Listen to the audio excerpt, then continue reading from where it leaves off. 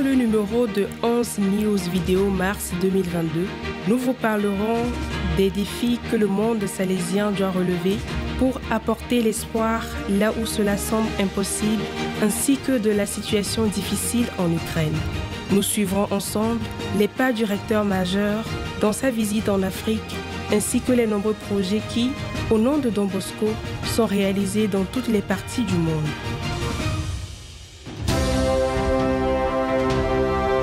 Région Afrique-Madagascar. Visite du recteur majeur au Cameroun. La visite d'animation du recteur majeur au Cameroun a eu lieu du 14 au 24 mars 2022. La pandémie avait contraint le père Jorge Fernandez Artimé à s'absenter longtemps de l'Afrique. La visite au Cameroun est en effet la première sur le continent depuis près de 3 ans. Chaleureusement accueilli dans ce pays de l'Afrique centrale, le recteur majeur a rencontré les communautés de Yaoundé et des Bolova, les présences salésiennes pleines de vitalité qui, depuis 1979, se sont engagées à contribuer au bien-être et au tissu pastoral du pays.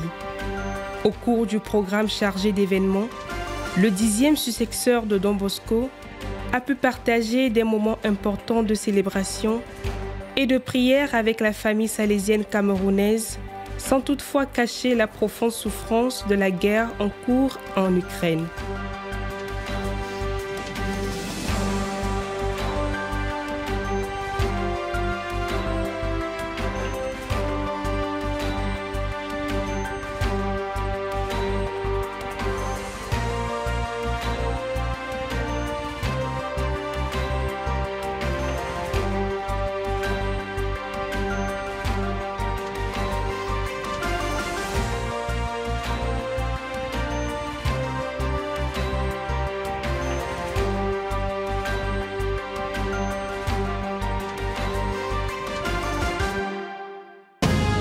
Retraite spirituelle, région Afrique-Madagascar. Du 17 au 23 mars 2022, le recteur majeur a prêché la retraite spirituelle aux provinciaux et aux conseils provinciaux de la région Afrique-Madagascar au centre de la conférence épiscopale nationale à Yaoundé, Cameroun. Ont participé à cette retraite 96 représentants de 14 provinces, les responsables des différents services régionaux salésiens et le père Alphonse Oudou, conseiller général pour l'Afrique-Madagascar. Ces journées, marquées par la prière et la fraternité, ont été l'occasion pour la communauté salésienne africaine de réfléchir à sa mission. Chaque journée a commencé par des sessions matinales au cours desquelles le recteur majeur a réfléchi avec les participants sur les thèmes et les directives du chapitre général et sur des sujets importants pour le développement de l'action pastorale dans la région, en donnant des indications opérationnelles pour l'organisation des équipes provinciales et en soulignant leur double tâche d'accompagnement et d'animation. Ce fut une période de grand renouvellement, de réflexion et de synergie pour la région Afrique-Madagascar.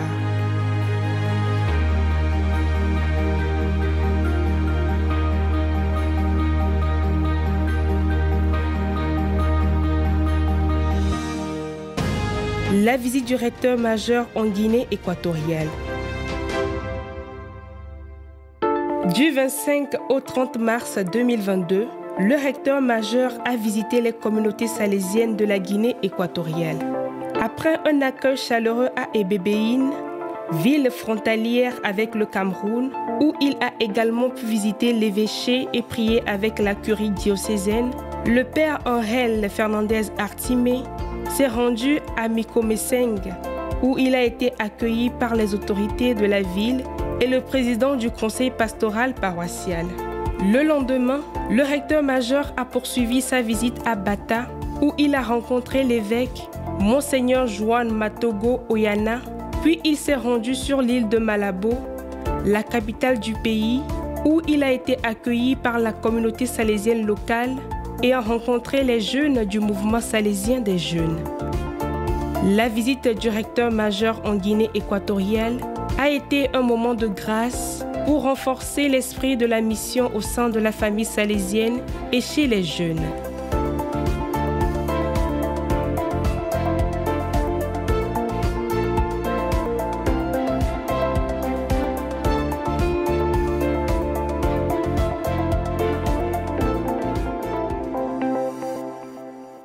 Nouvelle province ANN. La région Afrique-Madagascar peut compter sur une nouvelle province, la province d'Afrique Nigeria-Niger, bienheureux Artemide Zati. La cérémonie d'inauguration, qui s'est tenue le dimanche 27 mars 2022, s'est déroulée en présence de Monseigneur Bulus Dowa Yohana, évêque de Kontagora, du père Alphonse Oudou, conseiller général pour l'Afrique-Madagascar, et du père Michael Karikounel, supérieur de la province anglophone d'Afrique occidentale. Le point culminant de la célébration a été atteint avec l'installation du premier supérieur, le père Jorge Rizafouli, et de ses 8 conseillers qui vont animer les 124 Salésiens et les 9 maisons de la nouvelle province qui s'étend sur les territoires du Niger et du Nigeria. Après la messe, l'évêque, le provincial et son vicaire ont hissé les drapeaux du Nigeria, du Niger et du Vatican, puis ont dévoilé la plaque et le logo de la province. La journée s'est poursuivie par des activités festives animées par les jeunes pour souhaiter un bon voyage à la nouvelle province de la région. Région Amérique Cône Sud. 31e chapitre provincial des Salésiens de São Paulo. Le 31e chapitre provincial de la province Marie Auxiliatrice de São Paulo, BSP, a eu lieu du 7 au 10 mars 2022.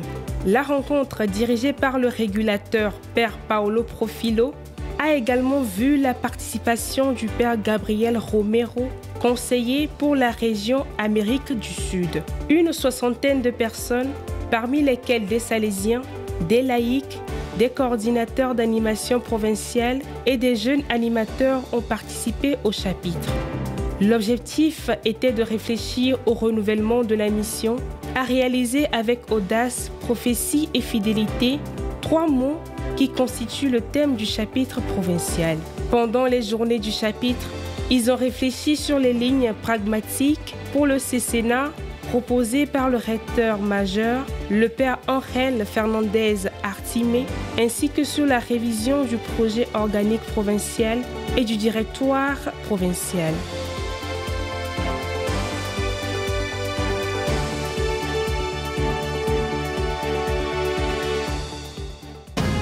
Brésil. L'offre éducative Santa Rosa s'élargit. L'école salésienne Santa Rosa de Niterói a une longue et importante histoire.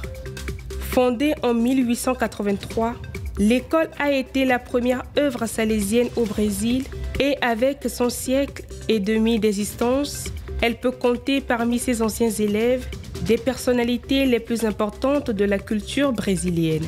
Aujourd'hui, elle a encore élargi son offre éducative en inaugurant un nouveau centre d'éducation infantile, complétant ainsi son projet d'offrir tous les segments de l'éducation de base. Les nouvelles installations accueillent les plus jeunes enfants dans des salles de classe spécialement conçues pour leur assurer le plus grand confort possible. Elles sont également équipées pour fournir aux élèves toutes les ressources nécessaires à une croissance saine et agréable.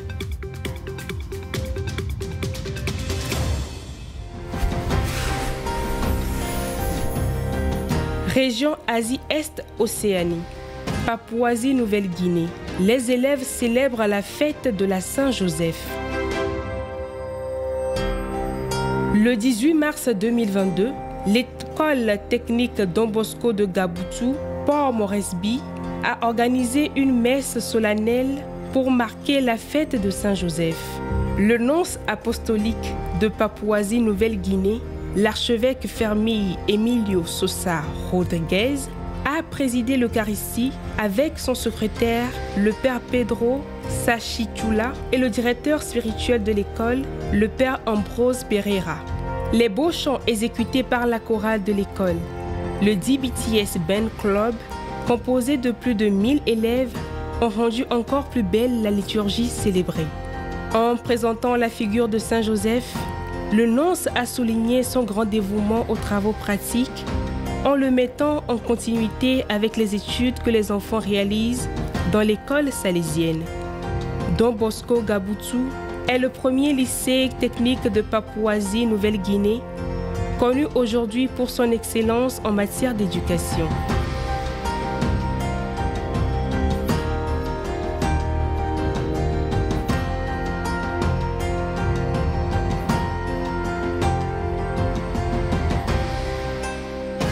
Début officiel de l'enquête diocésaine sur le serviteur de Dieu Akash Bashir. Le 15 mars 2022, la communauté chrétienne du Pakistan s'est réunie pour un événement historique. Le début officiel de l'enquête diocésaine pour la cause de béatification et de canonisation du serviteur de Dieu Akash Bashir, ancien élève de Don Bosco, premier citoyen pakistanais dans le procès de béatification et canonisation.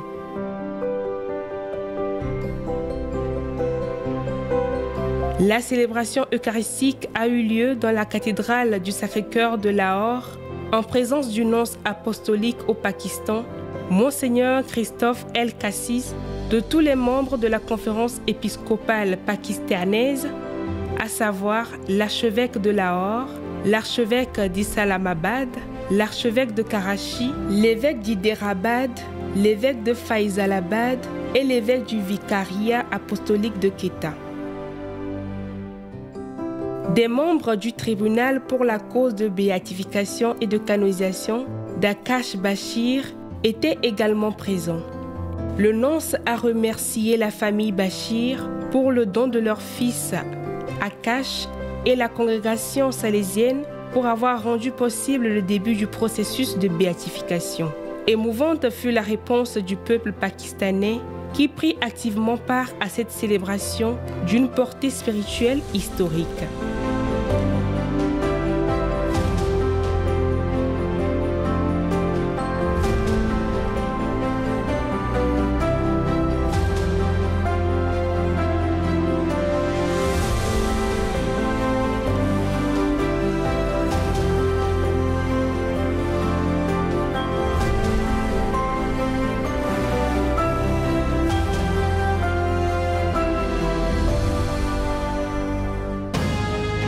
Timor-Est, projets environnementaux des communautés salésiennes. Afin de réaliser les objectifs du pape François Laudato Si dans la promotion d'une écologie intégrale, la Don Bosco Green Alliance continue de travailler au développement de projets environnementaux dans le monde entier. Diverses initiatives de ce type ont été mises en œuvre par de nombreuses communautés de la vice-province du Timor-Est comme Kelikai, qui est devenue autosuffisante en matière de production de riz, le poste noviciat de Don Bosco Komoro, qui a démarré une ferme d'autoproduction dans le petit jardin de la communauté. La communauté du centre TVET de Komoro, qui forme les étudiants au tri des déchets et disposera bientôt d'une machine pour le recyclage du plastique. Les projets de la Don Bosco Green Alliance, coordonnés par le travail inlassable du père Jolino Vieira, ont attiré la participation de centaines de jeunes stimulés par les recommandations du pape François et inspirés par le charisme de Don Bosco.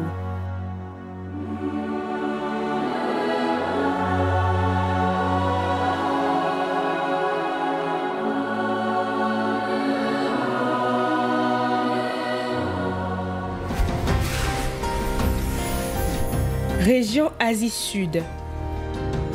Don Bosco Matunga, la meilleure école en Inde.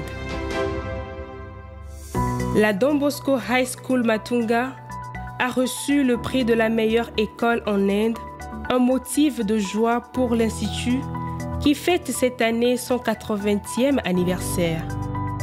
La célèbre enquête All India Education Today 2021-2022 a placé l'école à la première place dans la catégorie meilleure école pour garçons en Inde et a été déclarée première école de Mumbai, première dans le Maharashtra et première en Inde. L'école a également remporté le prix le plus voté par les parents et le prestigieux prix du jury pour le soutien au bien-être mental et émotionnel. La cérémonie de remise des prix a eu lieu au Chancery Pavillon à Bangalore les 11 et 12 mars 2022.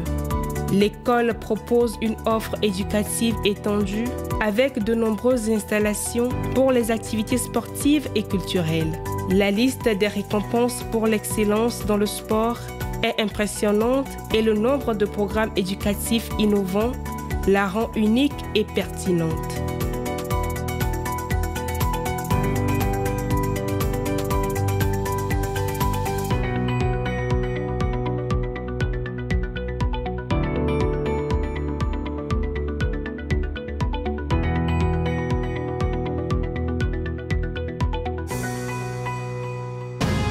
Ordination diaconale au Christu Jyoti College, Bangalore. Le 19 mars était un jour spécial pour le Christu Jyoti College avec l'ordination de 19 nouveaux diacres, dont 14 salésiens. Le rite auquel ont participé 80 prêtres et plus de 350 fidèles a été présidé par l'archevêque de Bangalore, Monseigneur Peter Machado. Dans son homélie, l'archevêque a insisté sur l'importance du ministère du diaconat dans l'Église, soulignant le service précieux que les diacres rendent avec humilité et abnégation. Le Christu Jyoti College est l'un des plus grands collèges théologiques d'Inde. Fondé en 1967, il compte actuellement 14 professeurs et 94 étudiants, dont 85 salésiens et 9 d'autres congrégations religieuses. L'Institut propose un nombre important de cours dans diverses disciplines et Christu Jyoti Publications a un nombre considérable de publications à son actif. Les programmes de volontariat offerts au quartier et l'apostolat des frères rendent la contribution du Christu Jyoti College pertinente et significative.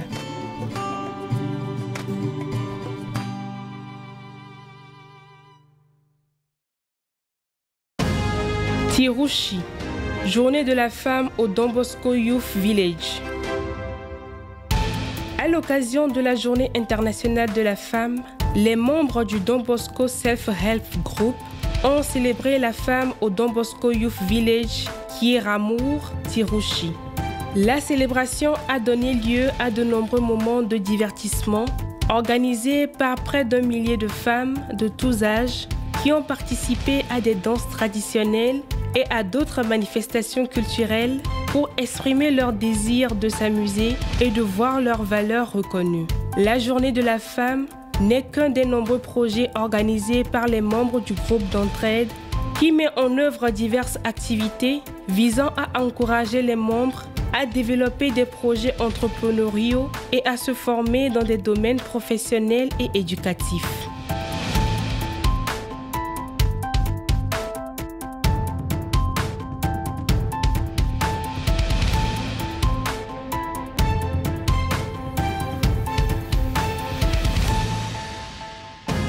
Chapitre provincial de Panjim.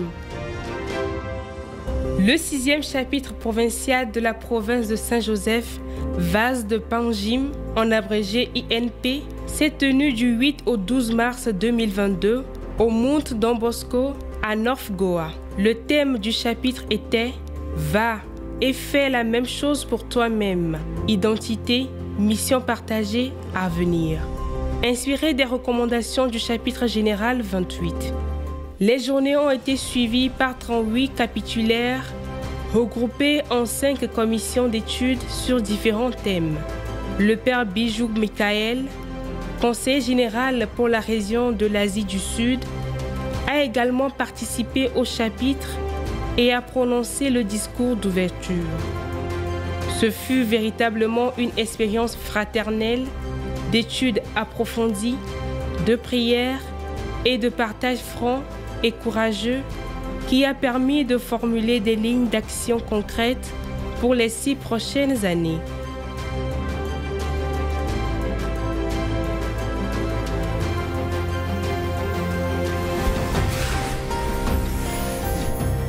Région Europe Centre-Nord.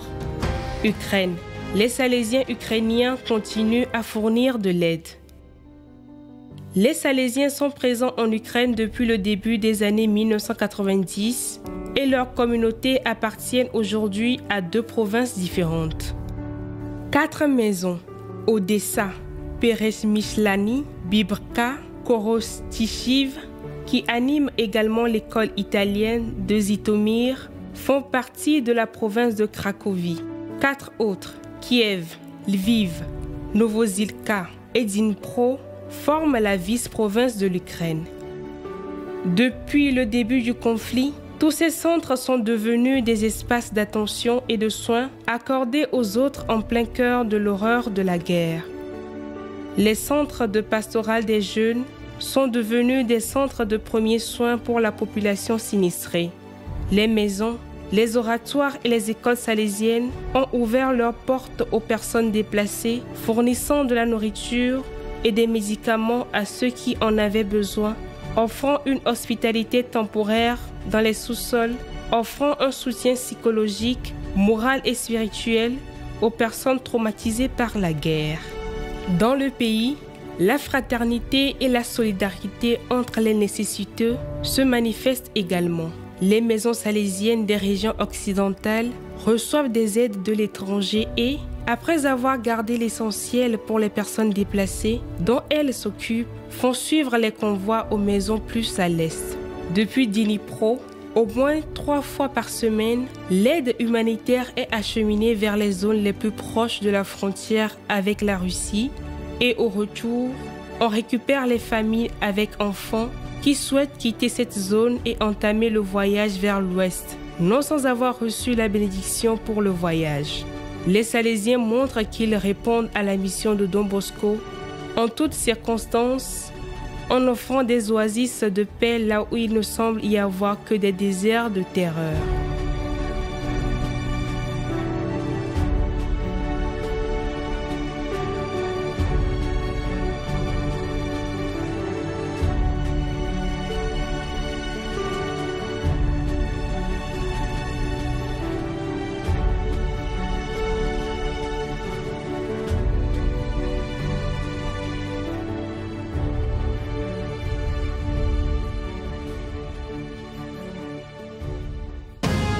Le monde salésien uni pour l'Ukraine. La solidarité internationale salésienne a pris 1000 visages face à la crise humanitaire provoquée par la guerre en Ukraine et toutes les provinces salésiennes les plus proches de la région se sont impliquées. La Pologne salésienne a elle seule mis à disposition plus de 1100 lits pour les réfugiés et plusieurs centaines sont disponibles dans d'autres pays voisins comme la Slovaquie, la Moldavie, la République tchèque et la Hongrie. L'engagement salésien, comme Don Bosco nous l'a enseigné, est intégral. Nous ne nous contentons pas d'offrir une aide d'urgence comme de la nourriture, des médicaments ou des vêtements. Les réfugiés bénéficient d'une attention, d'un soutien psychologique et spirituel, d'une assistance juridique, de cours de langue pour favoriser leur intégration sociale, des programmes spécifiques pour intégrer les enfants dans les oratoires et les écoles et d'une orientation pour les adultes qui ont l'intention de rester à l'étranger et qui cherchent donc du travail. À leur tour, les pays voisins de l'Ukraine sont soutenus par le reste du monde salésien. Des collectes de matériel et de fonds, des initiatives de sensibilisation et de prière, des campagnes de solidarité ont été lancées sur toutes les latitudes et des dons d'argent ou de marchandises sont arrivés de partout, de Hong Kong à l'Argentine, de l'Afrique du Sud à l'Irlande, des provinces africaines aux présences salésiennes de l'Europe. Il s'agit d'une opération directement encouragée par le recteur majeur et qui nécessite un haut niveau de coordination entre les provinces salésiennes, les ONG et de nombreuses réalités différentes de la famille salésienne dans le monde, tous engagés à faire en sorte que le mécanisme de secours fonctionne de la manière la plus efficace et efficiente possible.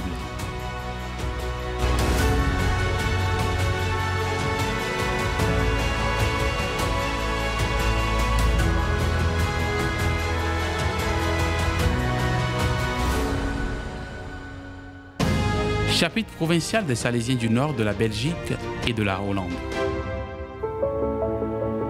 Le 21e chapitre provincial de la province salésienne de Belgique Nord et Hollande s'est déroulé du 27 février au 3 mars 2022 dans le beau monastère de Drongen, en présence de 30 Salésiens. Le chapitre a été ouvert par le père Dieter Verpoest, le régulateur du chapitre, suivi d'un rapport sur la province présenté par le père Wilfried Van Beek, provincial. Les jours suivants, les capitulaires ont travaillé sur 4 thèmes principaux. Dans une congrégation où le Dami Animas Tietera Tole est urgent, priorité absolue aux plus pauvres, abandonnés et sans défense, ensemble avec les travailleurs de Don Bosco dans la mission et la formation, guider les jeunes sur les chemins d'un avenir durable. Le dernier jour, toutes les propositions des capitulaires ont été regroupées et soumises au vote.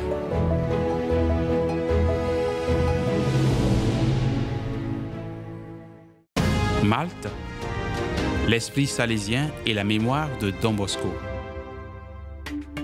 Le Malta College for Arts, Science and Technology, en collaboration avec l'équipe de l'aumônerie salésienne de l'Institut, a organisé une exposition sur l'apprentissage le 23 mars pour commémorer le 170e anniversaire du premier contrat d'apprentissage signé par Don Bosco qui valorisait à la fois le travail et les aspects anthropologiques des jeunes en leur garantissant l'accès au marché du travail dans des conditions équitables.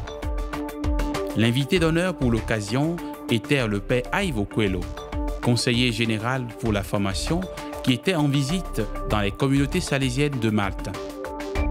Cette initiative met également en évidence l'importance de la collaboration entre les organismes d'État et les présences salésiennes en soulignant la nécessité d'entreprendre, aujourd'hui plus que jamais, une réflexion éthique sur le monde du travail.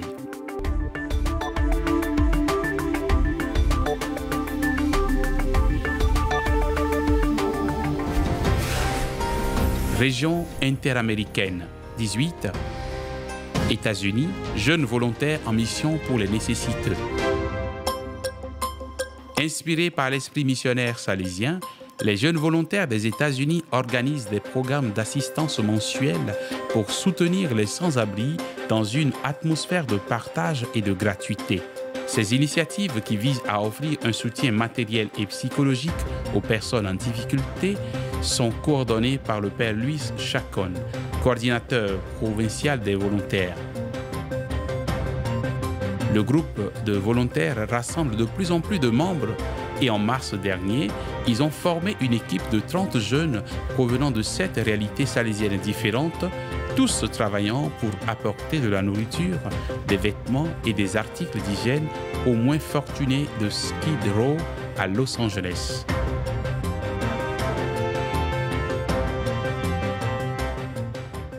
Bolivie. Les jeunes concours pour la meilleure hymne de l'Étrennes. Le 26 mars 2022, au théâtre de l'Opéra Don Bosco Santa Cruz, un événement a été organisé pour remettre les prix et lancer l'hymne inspiré du message de l'Étrenne du recteur majeur de 2022. Tout par amour, rien par force. L'activité a été organisée par les délégations de la pastorale salésienne des jeunes de l'école Don Bosco Centrale, de la communication sociale et du mouvement des jeunes salésiens de Santa Cruz. La chanson gagnante fut celle de Gaido Diaz et Andrés Flores, alias Maus, qui, avec quelques animateurs, ont également présenté la danse officielle. Hagan todo por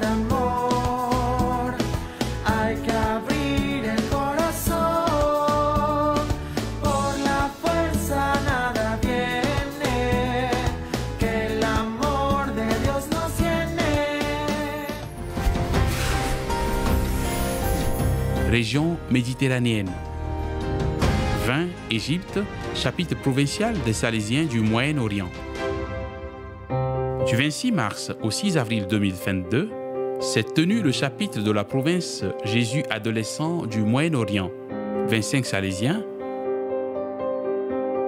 21 en présence et 4 en mode online d'Égypte, du Liban, de la Terre Sainte et de la Syrie se sont réunis à Beit el-Wadi dans la vallée du Natron pour faire le point sur l'état de la province, évaluer ses objectifs et mettre à jour sa programmation. Le chapitre a été déclaré ouvert par le provincial Père Alejandro José León Mendoza et a eu pour régulateur le Père Emanuele Vezzoli. La première partie du chapitre a été consacrée à la discussion sur la refonte de la province et la révision des articles de l'annuaire provincial. La deuxième partie a été consacrée à l'évaluation de la mise en œuvre des thèmes du chapitre général. La présence de 15 laïcs du 1er au 4 avril a enrichi les discussions.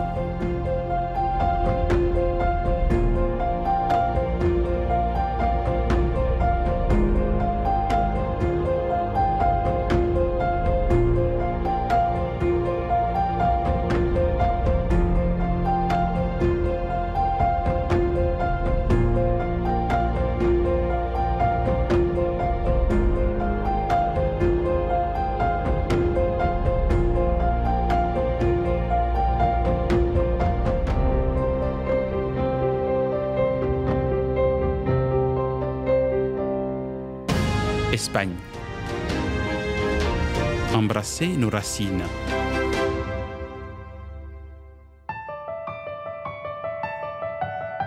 C'est avec cette devise évocatrice que s'est tenue à Pilas, Séville, les 26 et 27 mars 2022, l'Assemblée des Salésiens coopérateurs de la province Marie Auxiliatrice.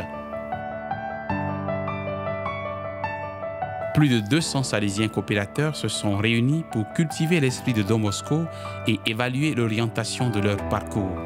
Les réflexions ont porté sur les racines chrétiennes et salésiennes, sur les exemples laissés par des hommes et des femmes comme Mère Marie-Dominique Mazzarello. Ces journées ont été une source d'inspiration et de formation pour tous les participants. Les participants ont exprimé leur volonté sincère de reprendre l'héritage salésien pour continuer à être ce que Don Bosco demande chaque jour, bon chrétien et honnête citoyen.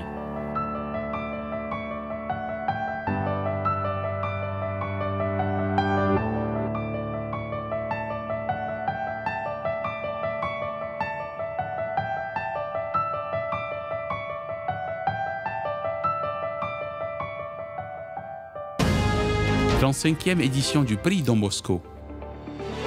Le 10 mars 2022, l'œuvre salésienne de Saragosse a de nouveau célébré le traditionnel événement du prix national Don Bosco. Les projets gagnants de cette 35e édition ont été annoncés en la présence du ministre de l'Éducation, de la Culture et des Sports du gouvernement d'Aragon, M. Felipe Facci. Cette année, 51 projets ont été soutenus au concours national, ce qui fait un total de plus de 1000 projets présentés en 35 ans. L'événement a consisté en la remise des prix aux lauréats et s'est conclu par l'ouverture de la 36e édition. Le prix national Don Bosco est un événement qui stimule les capacités d'innovation des jeunes et les sensibilise à l'importance de la recherche et aux possibilités qu'ils ont d'améliorer la société. 22. Espagne, l'Assemblée des Salésiens coopérateurs à Séville. Merci de vous être joints à nous pour ce numéro de Hans News Vidéo mars 2022. Et nous espérons vous voir dans la prochaine édition avec plus de nouvelles et d'histoires intéressantes du monde salésien.